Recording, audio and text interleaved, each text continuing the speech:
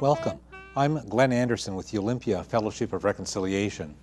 This TV series explores a variety of issues that relate to peace, social justice, and nonviolent social change. This month's program examines food and hunger issues from several perspectives. We'll consider poverty, nutrition, economic systems, community empowerment, and more. The program title, Hunger in a Land of Plenty, reminds us that in such a rich nation, hunger is totally unnecessary. But the American people, including the people here in Washington State and in Thurston County, are largely in denial about the extent of hunger and the problems related to hunger. It's only a lack of political will that causes hunger to persist and to be so widespread. In preparing for the program, I also considered possibly a different title for the program. I thought about hunger and community solutions because we want to show the power of grassroots people to organize solutions to the problems of hunger and the lack of food access. So this program will examine both problems and solutions. We have a lot of information, and we have 4 very well-informed guests who will share their different parts of the information and their different perspectives. Barry Cannon is a coordinator of the Gleaners Coalition in Thurston County. Barry has a long history of community activism. He has a long history also in the gourmet restaurant business. He's an active volunteer helping the community in very hands-on ways. He's creating linkages to address larger food-related issues, including hunger and poverty and homelessness. So, Barry, good to have you here. Nice to be here, Glenn. Thanks. Robert Coit is the new executive director of the Thurston County Food Bank. He's a graduate of the University of Washington, and he's been fighting hunger for 10 years now. He's been the director of the Mason Thurston Senior Nutrition Program, a basic food outreach and education program, and the Senior Farmers Market. So, Robert, good to have you here. Thanks for inviting me. Shelley Curtis is the Nutrition Outreach and Food Policy Manager for Washington's statewide Children's Alliance. She promotes wider participation in federal nutrition programs. She also is the chair of the Anti-Hunger and Nutrition Coalition. Shelley has been a registered dietitian since 1991, and also she holds a master's degree in public health. Shelley, good to have you here. Thank you. And Steven Garrett is both a nutritionist and a geographer. He'll share some information and insights into the linkages between nutrition and the places where we live. I enjoyed reading a publication Steven wrote called Growing a Community Food System, and this has been used by activists in Thurston County and elsewhere. Steven also is a registered dietitian, and he's currently a doctoral student in geography at the University of Washington. Good to have you here, Steven. Thanks for inviting me. So we got this abundance of talent and information. It's going to be great to dig into this issue. I know we'll have a lot of things that even the viewers who are well informed will be learning a lot more. Let's start with the basic notion about food insecurity as well as the notion of hunger. We keep hearing about hunger, but lately we've also been hearing about what's called food insecurity. Robert, what do they mean by food insecurity?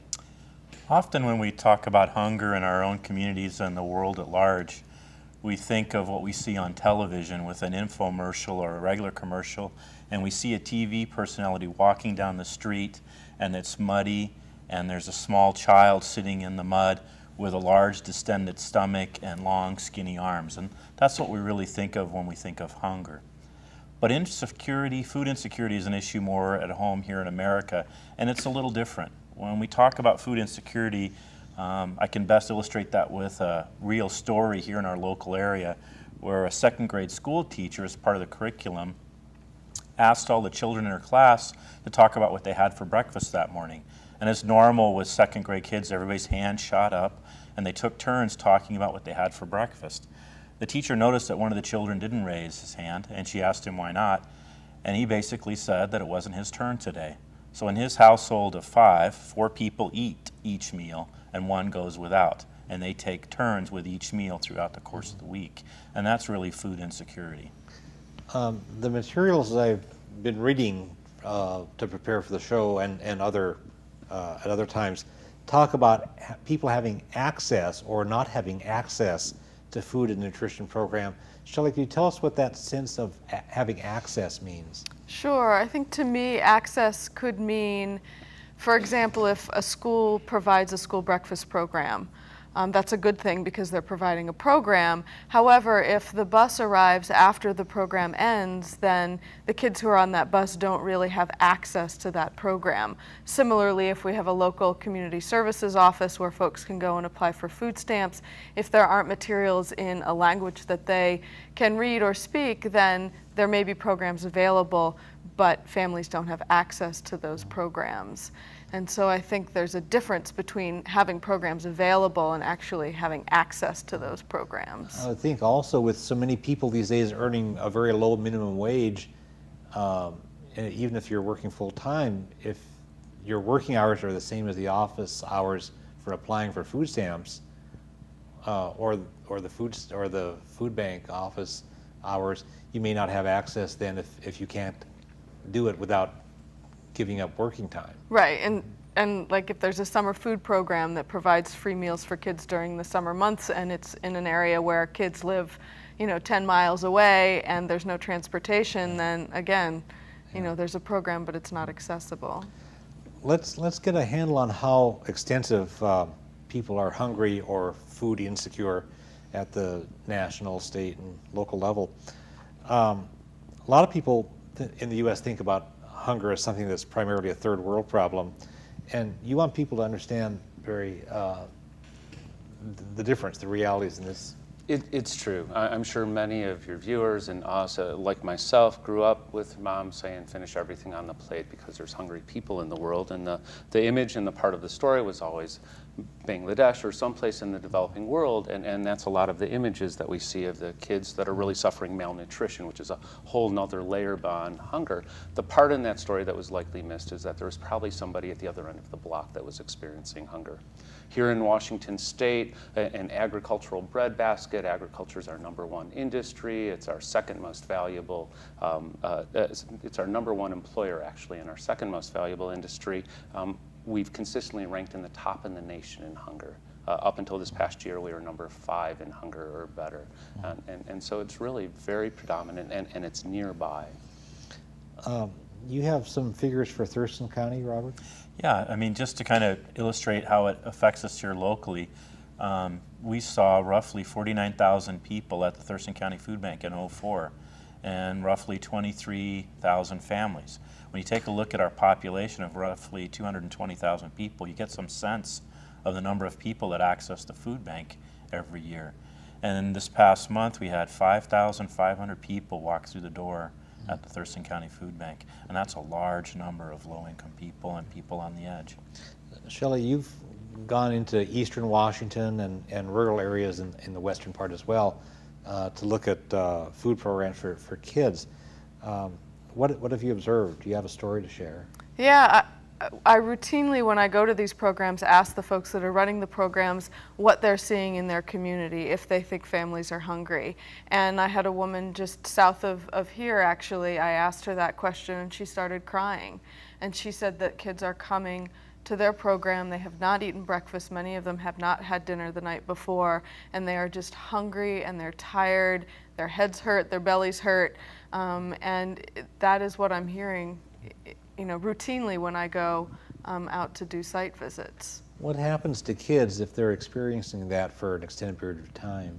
Well, it can be very damaging in many respects, certainly for their cognitive development, but also for their psychosocial and emotional development. And I think, we have a lot of actually very good research that shows the impact on academic achievement. Kids that are hungry cannot learn.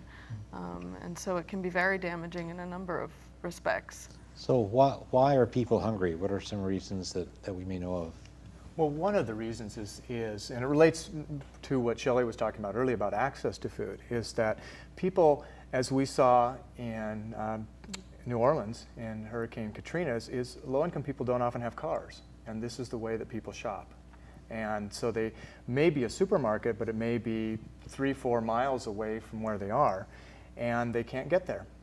The bus doesn't get there, their friends don't have cars, and so we take it for granted that food is available because most of us can get in cars and jump and go to the supermarket, wherever it is.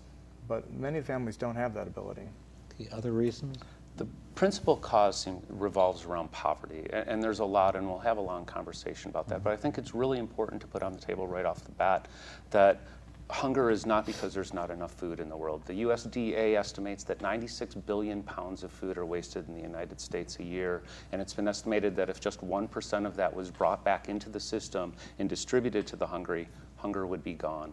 And so there is enough food. The problem is access and affordability. And someone working for minimum wage just can't do it. And many of the people on food stamps or any of the emergency food programs or visiting the food bank, I imagine, are working folks that just can't afford to handle all of the bills and rent and put food on the table for everybody every day. It's not their turn. Yeah. What reasons are you finding at the food bank? What are the causes for people to not have enough food? Often it's some small change in some program, part of the safety net, a policy decision, a newspaper article that says food stamps might be cut. All of a sudden people are concerned. A change in how they manage some of the other programs, like DSHS has a program where people can use Medicaid coupons to get nutritional supplements. That changed recently. All of a sudden, it's very difficult for the food bank to keep Ensure on hand because people are coming to us to get nutritional supplements. Another big change is something small, like the price of gasoline. So again, for somebody on a minimum wage job, if they want to stay employed, they have to drive, and something else gets squeezed out, in this case, food. That's correct. Yeah. I mean, we hear that a lot. It's sort of the, heat or eat kind of a thing, where you're choosing between keeping the heat on in your apartment or eating. And those are the decisions that are very real for a lot of people. In our society, there are a lot of myths flying around about hunger, about why people are poor or why people don't have enough to eat. What are some of those myths, and what are some of the realities that you could rebut those myths with? For me, the first one, and I'm repeating it, but I don't think it could be repeated enough, is simply the notion that there are too many people in overpopulation, and there are more people than we can actually feed, and that's really just not true. It's been estimated. Food First, an organization Francis Moore Lepay runs down in San Francisco, and actually produced a document, 12 Myths of Hunger and Diet for a Small Planet, was a seminal book back in the 70s. She's recently rewritten, points out, and that's her number one myth, that globally there's more than enough food. She estimates somewhere around 5 pounds of food a day per person is actually produced in the world for everybody in the world. The problem is access and distribution, and being able to get it, and if it is there, being able to buy it. What other myths are we aware of in our society about hunger? One of the issues, and it goes back to what Robert was saying about how people look when they're hungry. And we see that a lot of low-income people are obese. And so for some people looking around, they could say, well, they can't be hungry because they're overweight. But in fact, obesity is more common in people who are lower income, and we'll talk about that a little bit later. Mention just briefly why that might be.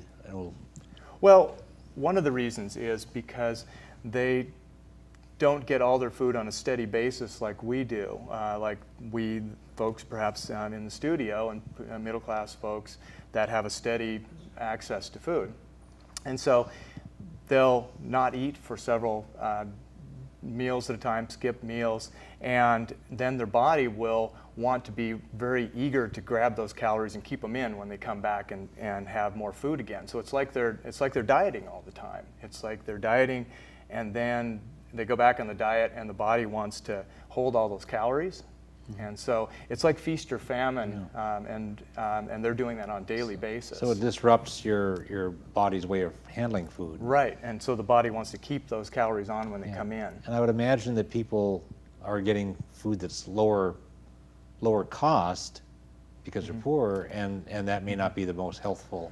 Right, there's research from the University of Washington showing that the calories that they buy in convenience stores, which are more readily available in low-income neighborhoods, the calories are actually cheaper for the high caloric foods per calorie. So it's actually a good adaptive response. If you don't have a lot of money, you get more calories per your dollar. Yeah. Okay. Other myths that we're aware of? Okay. Let's see. I want to. As you flip through, there are many myths, but which ones to dive into and how much time to spend there is an issue. Thanks. One of the solutions that came on in the 60s that really has been an important way to deal with hunger is the food stamp program, which now is called Basic Food Program.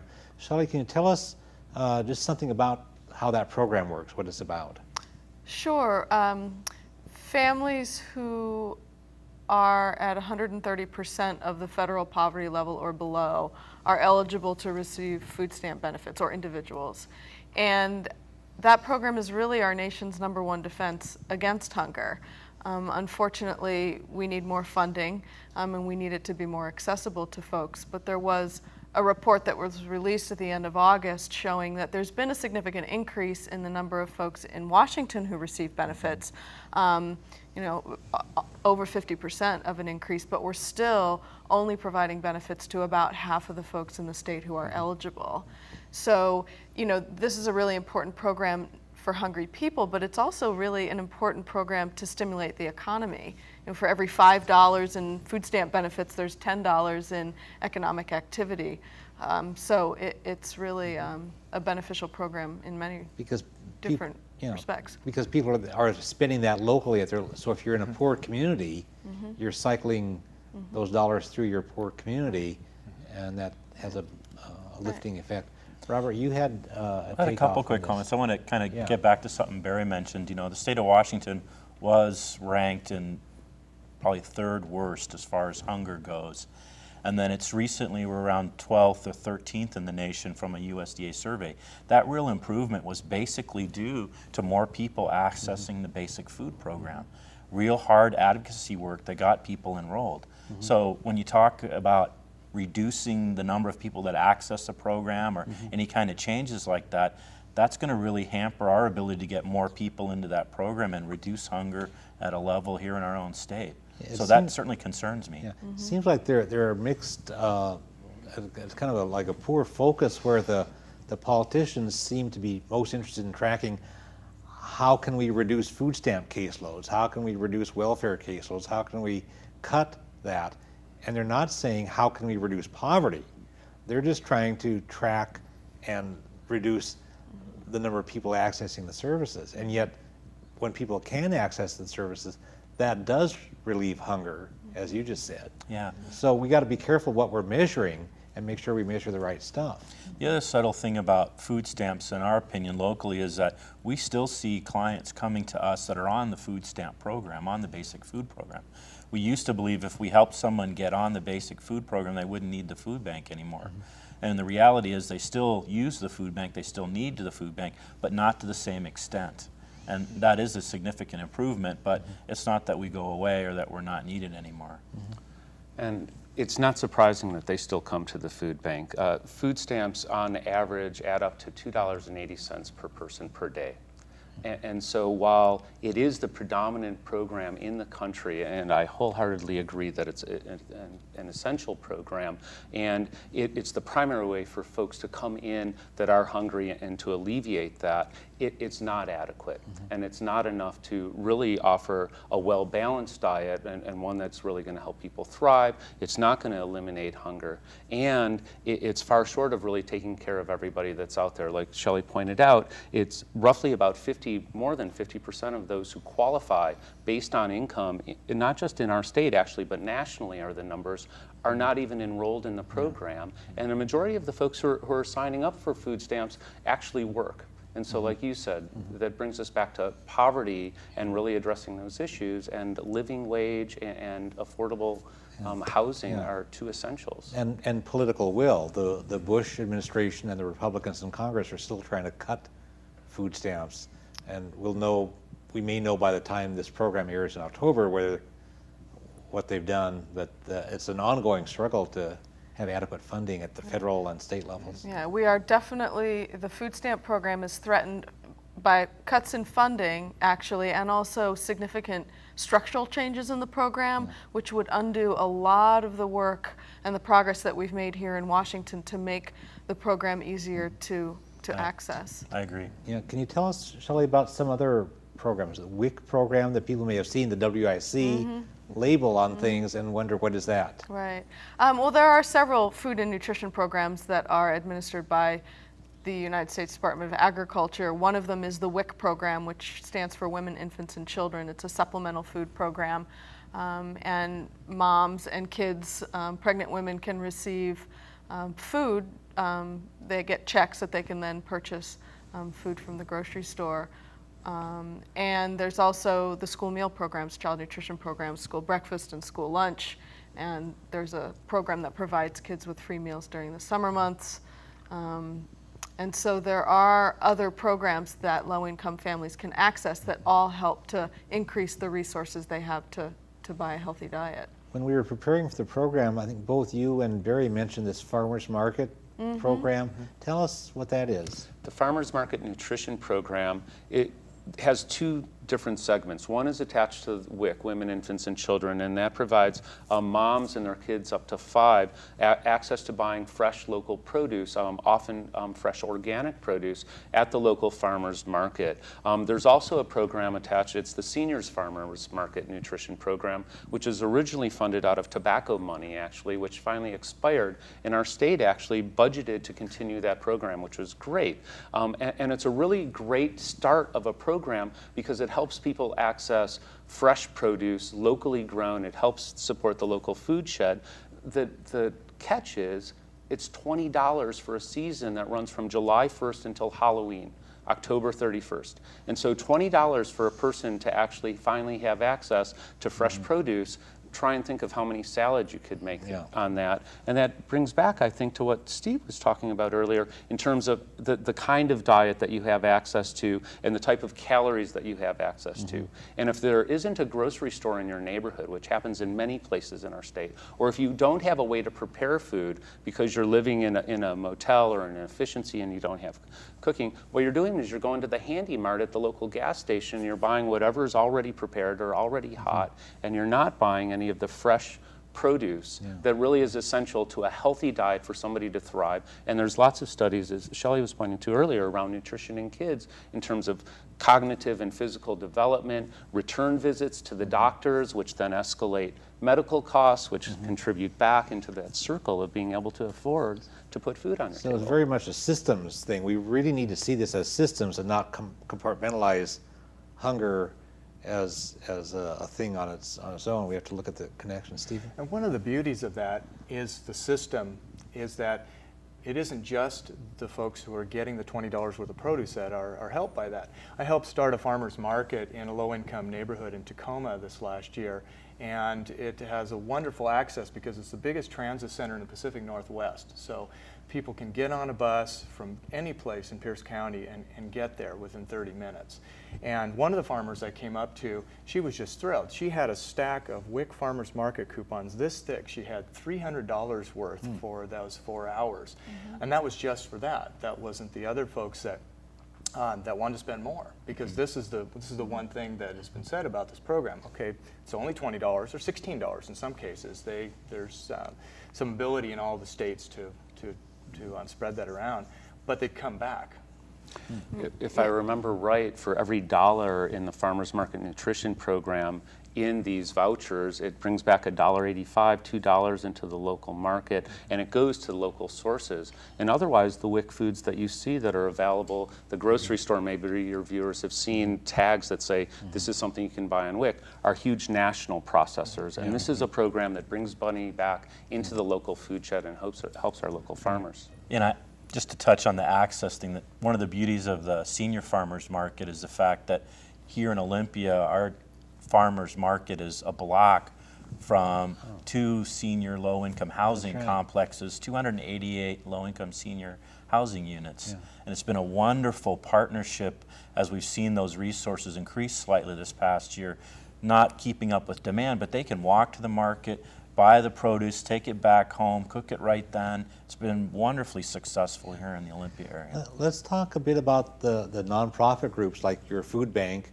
and others in general. I mean, the governmental ones are just vitally important, but there are nonprofit organizations like the Thurston County Food Bank. Let's talk about the role of the food banks nationwide, and then we'll talk later on in the program about Thurston counties in particular. What role do food banks play in the safety net? Maybe some of this we've already said, but is there anything else to add? Basically, food banks in the safety net are just another emergency service, and most of them provide what's considered emergency food. And typically it's a 3-day supply. You know, the newer trend is to increase the amount of food, increase the number of days per visit, but the old model is still 3 days worth of food. And typically that's a visit once a month. So obviously that doesn't meet the whole need. Most of the people you see that come to the food banks come once to 3 times and then you don't see them again. They're just on the edge. They need the help for a while. They get back employed or things change, somebody's healthy, and then they go back into the system and start working again. But generally emergency food. And then we also act as a kind of a low, not so high-tech, not so scary entry point into the greater safety net. People start to build a relationship with the food bank if they come over a period of time, and then we tell them about the basic food program for the first time. We provide some outreach and some referral services to start getting them hooked up with other services that are available in the community, and that's a real important role for the food bank. So if you mentioned a moment ago that there are some people who might come just once or a few times and you don't see them for a long time, so it means that you're serving a particular niche in the need, the constellation of services, but also that helps to dispel the myth that's out there in the society that says, oh, people are just dependent on this and they're just like coming back there taking you for suckers. You know? No, people that come to the food bank have to wait in line, generally an hour to an hour and a half.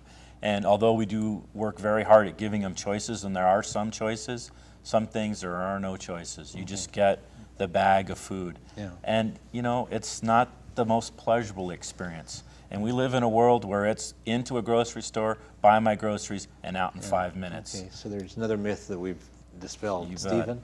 One of the double-edged meanings of emergency is the meaning for a family that has an emergency and they need to come in. The other is the thought of the system as an emergency way of dealing with food crises and food shortage. Now, food banks really came up in the 70s, early 70s, as a response to inflation and the poverty that was increasing at that point.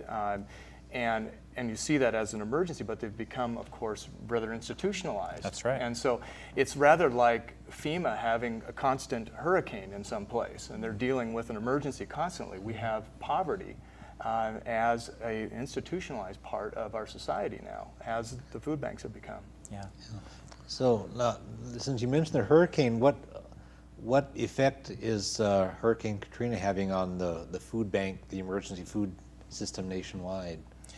Well, I mean, nationwide, obviously, there's a response to support the victims of Hurricane Katrina.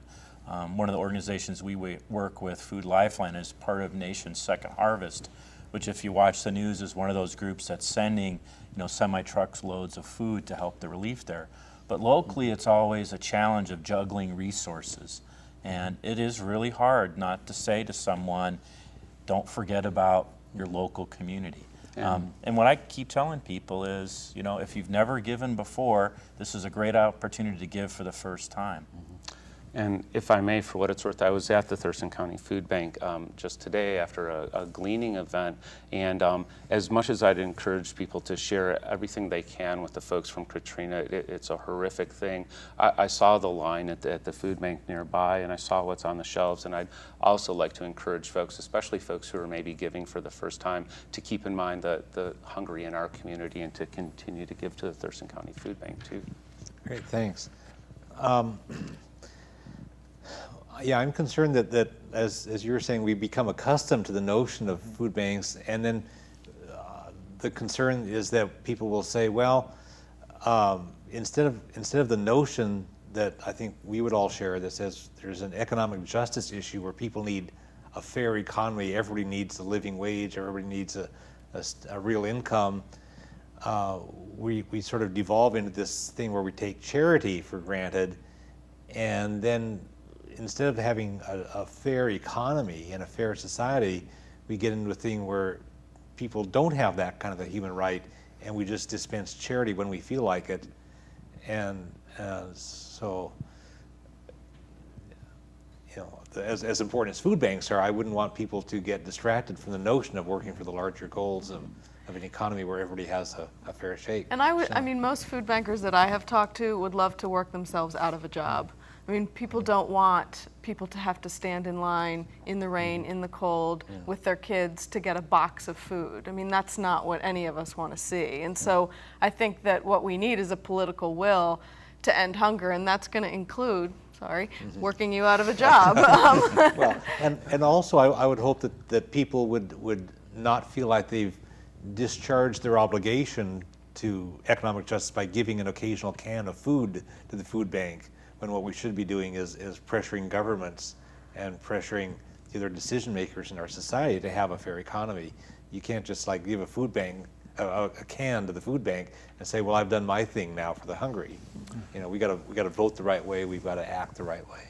I completely agree, and a fair economy certainly is a big part of the heart of this story. But I also think that it's really important to talk about what are the components really to solve hunger, and I think a big part of it is something that we've touched on in a variety of ways, and that's about the local food system and the local food shed. That as long as there's limited access and people can't access the variety of foods, we're going to struggle with that. And also around this issue, we talked about it around WIC, about how that money brings in so much money to the local agricultural economy. Well, for every dollar that leaves the farm, and small farms are shrinking. In Thurston County, we live wrapped by small farms. The number of them are shrinking, the size of the farms are growing. For every dollar that leaves the farm gate, for every buck worth of produce, it ends up worth $5, $6 in the marketplace. Well, the farmer's not getting that money.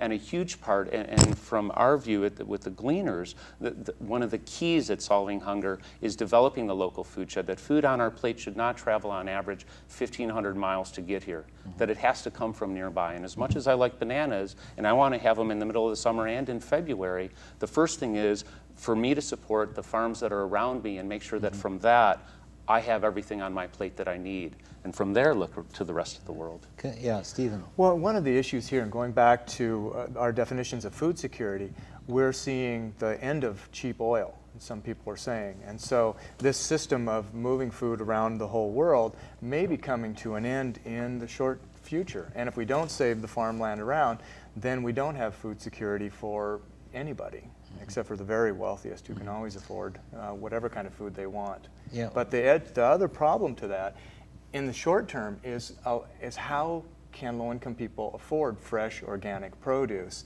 We've created a two-tier food system where people like myself, my wife's a teacher, I'm a graduate student, we don't make a lot of money, but we can make that decision to spend $2.99 for organic peaches when they're in season.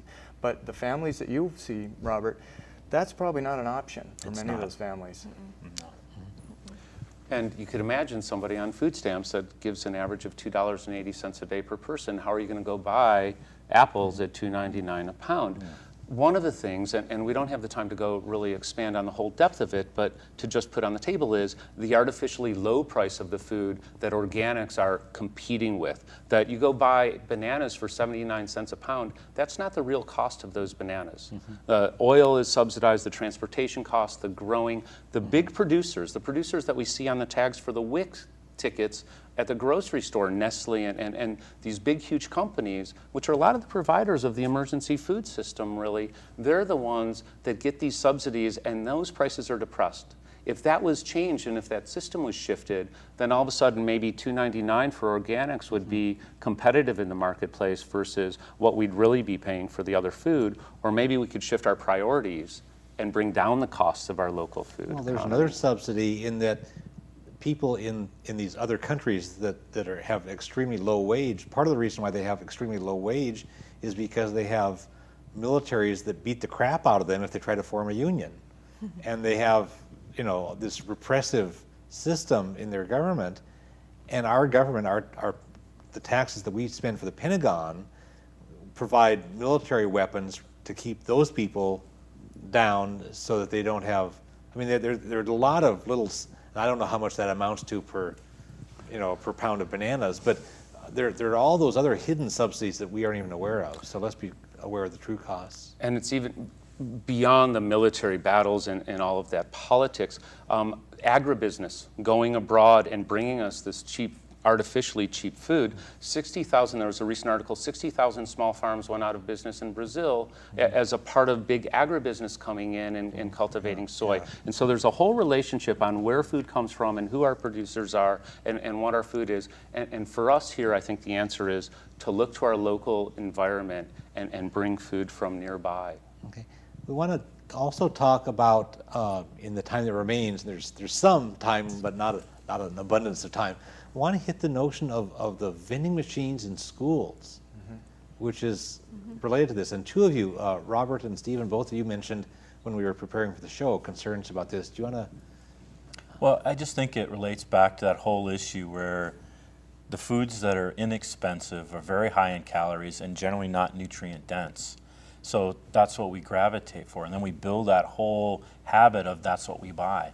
And it makes it hard on the parent at home that may be trying to introduce nutritious foods, whole foods, when they're competing with that at school. Yeah, and we got to find ways to help support those families, particularly the low-income ones, because they're fighting about not having enough food, they're fighting about the homework, they're fighting about siblings or neighbors or not good conditions in the home. We don't need to add to those worries. We need to find ways to support them. And one of the ways to do that is to provide the same kind of nutrition in the school system that we would expect them to do at home. And when there's junk food in the school is sort of lending its blessing to it as teaching what to eat. Stephen, you had concerns about this. Well, one of the beautiful things that's happening in Thurston County here is with Lincoln Elementary School. And you have a group of parent volunteers that really took charge of the dining that their kids were doing. And so they have food coming in from the local area now, organic, fresh produce coming in because of the parents taking over. And then results came. The kids were eating it. They were eating better, and they weren't spending a lot in the dining that they thought. And so it became institutionalized. So something now that the school is doing as part of what it does, not just a group of activist parents. But what's nice about this too is that Lincoln Elementary has served and the Greater Olympia School District as a model for the rest of the state. One of my summer jobs last summer was to put together a coalition in Skagit County to pretty much do the same thing that's happening here.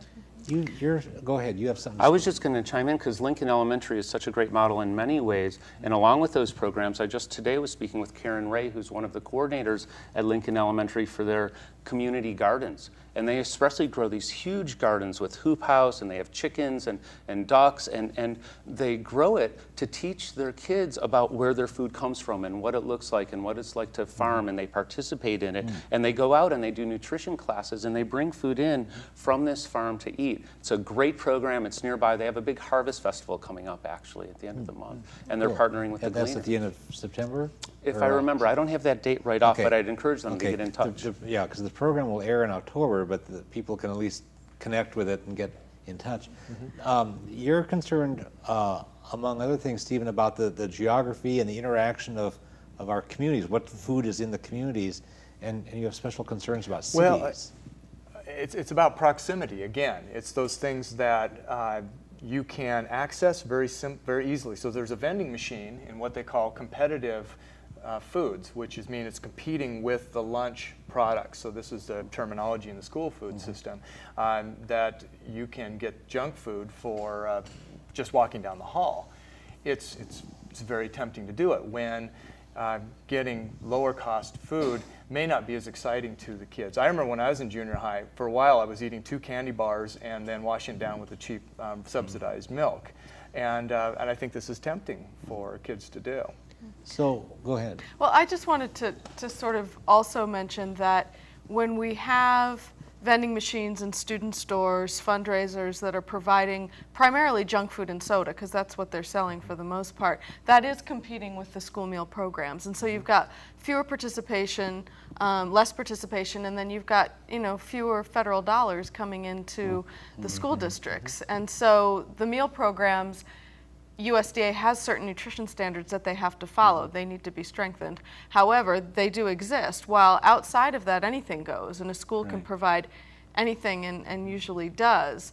But in Washington, there was legislation passed last year that requires every district to develop a nutrition and physical activity policy. So some of these issues are being addressed, and what's going on in Olympia is a model for the state. And from the system standpoint, part of the reason why those vending machines are there is because the school gets to rake off a little bit of profit, and that's an indication that we aren't funding schools adequately. Absolutely. If they have to do this exploitative, commercialized junk food thing as a way to meet their financial needs. It goes back to the system thing about let's make sure that we fund education properly in this state, because we certainly don't. Well, now we're seeing Coca-Cola sponsoring their own curricula that goes into the schools. And what message does that send? Yeah.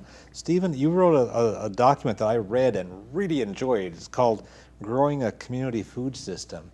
Tell us what the premise of that is, and if you can do it kind of briefly, or what the sense The of it. idea was going back to what Barry's been talking about, is to start looking at how we start accessing food from our local growing area.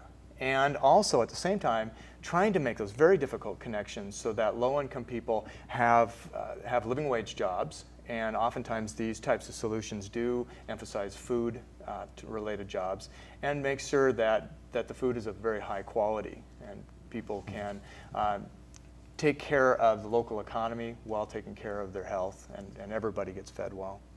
You, when I read that, you had a kind of a 3-lobed diagram that I thought was really cool. It was showing interactions where you had the sort of three parts for a sustainable food system. You had environmental health, economic vitality, social equity, and human health as the third lobe. And there's interaction among those. Can you? Well, this is based on a very common way to talk about what sustainability is and to define sustainability, and it's often used as 3 E's, the social equity, economics, and ecology, and balancing those. So the idea of the 3 overlapping circles is so that if we don't talk about economics, we can't protect, oftentimes can't protect the environment, and we can't ignore any part of that.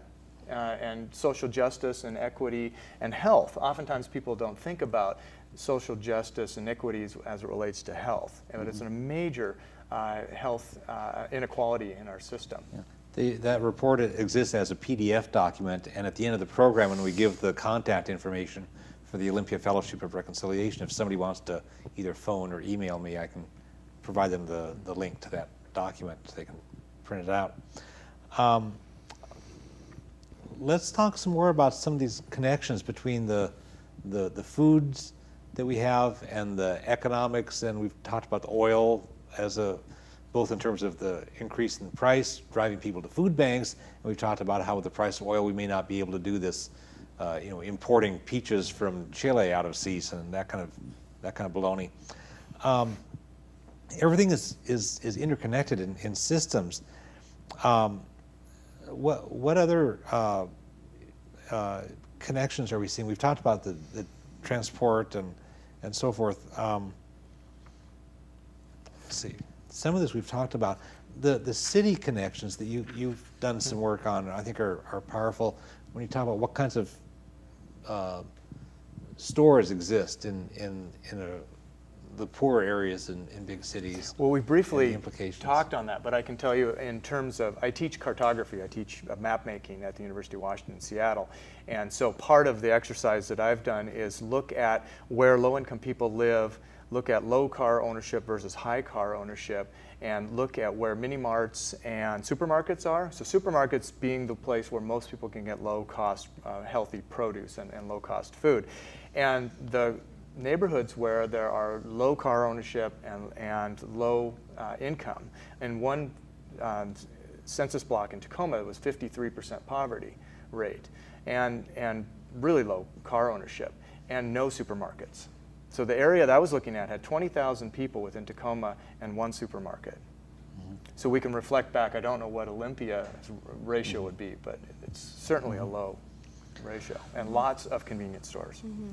And I think one thing to keep in mind around that, and I'm not sure about Olympia proper in the urban part of Olympia, but I'd like to speak a little bit because we really live in an agricultural area and there's a lot of rural area around us, out in Thurston County, Mason and Lewis County, and we're really in that environment. And one thing that we don't tend to think about, I live in Olympia and I've lived in cities, is that 80% of those who report that they're food insecure, that they're not sure where their next meal is coming from, are in rural environments. The level of poverty in rural America is huge. It is huge, and us in the cities don't tend to recognize that. And access to stores and low-cost foods is really limited, and I think that's a part of the food desert. Is that the current phrase? Yeah, that's come out of the UK's public health research, and talking about food deserts as inner city places where where low-cost food, basically fresh produce, is unavailable. But it's starting to happen that research in the United States are looking at rural areas and calling them food deserts because, again, people don't have cars, but they may be 20 miles from the nearest supermarket. It's ironic, given that it's their food growing area. Well, you're doing a neat connection with food growing areas, home gardens, and small farms with your Gleaners Coalition. Tell us what the sense of the Gleaners Coalition, because you're working a system just like we're talking about. It's true, and a part of it builds right out of this idea that folks living right where food is being grown might be hungry. And the whole idea of the gleaners, and the gleaning goes back, it's a biblical phrase, and it basically means gathering what's left behind after harvest. And that's what the Gleaners Coalition does. We organize folks to go out into the small farms in our area, mostly organic farms. We're really focused on nutritional content, as well as community gardens and home gardens that, the beans are coming in faster than they can keep up with. But the idea that somebody could be growing food and be so focused on selling it and they're not selling it for enough to sustain themselves by and large for the small farms, and yet there's so many hungry in our community. And somebody, one of the farmers actually at the farm stand at the Olympia Farmers Market pointed out that unless a carrot is just the right length and perfectly straight, they can't sell it. And everything else gets tilled back right into the earth. And with that in mind, and the USDA figure that 96 billion pounds of food are wasted in the United States and all of this hunger, we just thought that really the first step was to connect all of this food that is going to waste or being left behind and the folks that are hungry. So you have you're recruiting volunteers to go out and do the gleaning, the leftover stuff, and make connections with the lower income people who, you've got different kinds of volunteers involved. It's true. We work on many levels.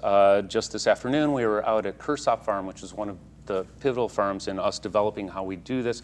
They're in Olympia, and we were out helping them plant lettuce, because a part of our model is to help the small farms in their work to make what they're doing more affordable and bring food in. And in return, I brought to the Thurston County Food Bank today roughly a couple 100 pounds worth of produce that they had that was left, that was surplus after harvest. We also just couple weeks ago, a couple days before we taped this show actually for your viewers, 20 AmeriCorps volunteers from the Community Youth Services in Olympia came out helping dig in a new community garden with a project that's evolving in our community, the Thurston County Community Food Project they're being called, to grow food and help the community grow food. I talked today with Blue Pete's with Grub, garden raised Bounty, that has both a farm where they work with at-risk youth and really empower them around hunger and agriculture, and they also build kitchen gardens. So we're a part of building a coalition with many organizations, and the end result is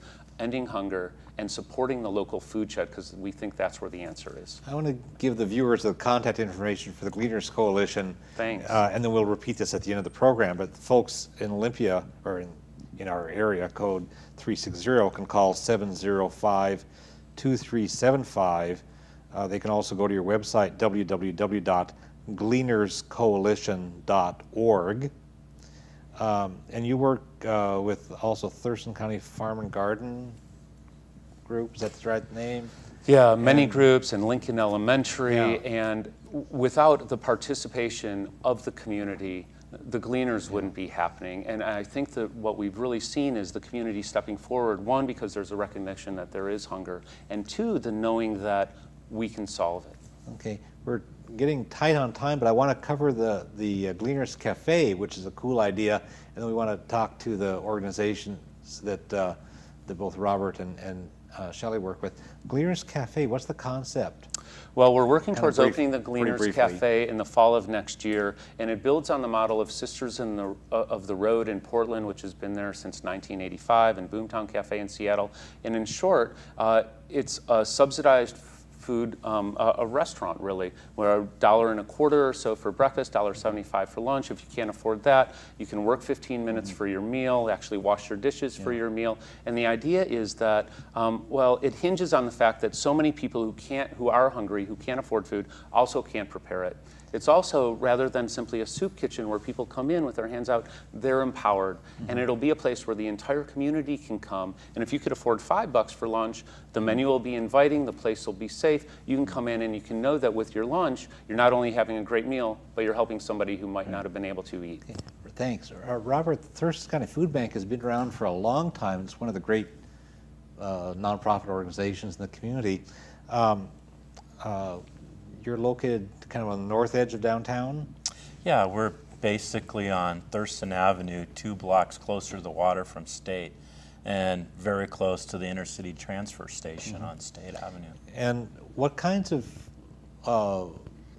food are you needing? Like folks donate, and we're pretty tight on time, so we have to squeeze this down a bit, but there are some kinds of foods that are much in demand. Right. The thing that we mostly ask the community for is non-perishable foods, things that are easy to store, transport, that we can warehouse for lean times, like the summer months. And sort of the top 5 are always protein-related items: beef stew, tuna fish, canned meat that everybody loves, Spam, deviled ham, deviled chicken. chili with meat, vegetarian chili, beans in general. And right now, even canned fruit is in high demand as we try to encourage people to eat more fruits and vegetables. So those would be sort of my top 5 things in demand. And I would imagine money is always important because there must be things you have to buy. Well, sure, and that's the other part of it. When people donate to food bank in cash, we use that money to buy the non-perishables. We offer meat, generally everything from hot dogs, kielbasa, chicken, to the clients that come, as well as fresh produce and vegetables. And we buy those things, and we give them eggs and butter, and those are all purchased. Yeah. And then there's a whole support system for food banks in general where you can buy food at a very low cost, but it takes money. And we sure appreciate all the overhead you're doing for coordinating food-related, as we've been talking about here, seeing this in the context of everything. Yeah, we're blessed in our community in that we have a very good group of food banks, even in our rural communities, and people don't realize that there's a food bank in Yelm, very successful, run by Yelm Community Services that offers a whole plethora of services to the community. We have food bank in Tenino. We have 2 food banks in Rochester, another rural community. We have a new food bank trying to get up and started in Rainier, and we even have a food bank in Lacey through the Sacred Heart Ministries, and basically it complements the services we provide. So there are a lot of resources available, but what's available when they're open really depends on community support. Right. And I want to give the phone number, and we'll repeat the phone number on the website at the end of the program, but you're in Olympia, 352-8597. And I know we're running short. We got 2 quick minutes left. We'll put on the plug for the website for the Children's Alliance, but you're doing wonderful stuff. You even have a 1-800 number working on these programs. It's 1-800-854-KIDS, and we'll plug that at the end as well. I know you're doing a lot of good advocacy work. You're trying to work through the legislature. You need to get people involved, and your website has a way that people can connect and go to the what do you call Action? The Children's Action Network. Okay. They can get to the Children's Action Network through our website. So I went to the website and I found that I could get to the thing where you can sign up and say, keep me informed, and plug me into the process. The whole thing really does revolve around political will. You know, if we can get the viewers mobilized to lean on the people who have to do with the politics and the systems, we can make a lot of progress. We want to make sure that people know that these entities exist. The Children's Alliance at 1-800-854-KIDS, www.children'salliance.org, and you're statewide, which is good. And the Thurston County Food Bank, 360 area code 352-8597, www.thurstoncountyfoodbank.org. The Gleaners Coalition, www.gleanerscoalition.org, and the phone 705-2375. So I want to thank all 4 of you, Barry, Robert, Shelley, and Steven. It's been a lot of information. There's a lot of need, and I'm glad that you folks, plus all the other people that you work with, are making things happen. For information about this topic or other issues, you can contact the Olympia Fellowship of Reconciliation at 360-491-9093. We're all one human family. We all share this one planet. We can create a better world, but we all have to work at it. And the world needs you. You can help. Thanks for watching.